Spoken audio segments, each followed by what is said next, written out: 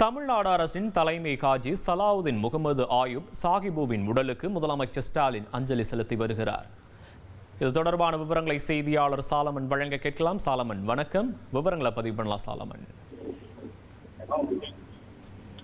தமிழக அரசோட தலைமை காஜியான சலாகுதீன் முகமது ஆயூப் என்பவர் நேற்று வயது மூப்பு காரணமாக உடல்நிலை சரியில்லாமல் உயிரிழந்தார். இவருக்கு 84 வயதான இவரது உடலை தற்போது இங்க இருக்கக்கூடிய ராயப்பேட்டையில் இருக்கக்கூடிய அவரது இடத்துல, இந்த மசூதி இடத்துல இந்த அடக்க உடலானது வைக்கப்பட்டுள்ளது. இந்த உடலை மரியாதை செலுத்துவதற்காக தாவேகா சார்பில் புசி ஆனந்த் மற்றும் ஆதவ் அர்ஜுனா ஆகியோர் வருகை தந்தனர். இந்த நிலையில தற்போது அவரது உடலுக்கு அஞ்சலி செலுத்துவதற்காக முதல்வர் மு.க. ஸ்டாலின் அவர்கள் ராயப்பேட்டையில் இருக்கக்கூடிய இந்த இடத்திற்கு வருகை தந்தார்.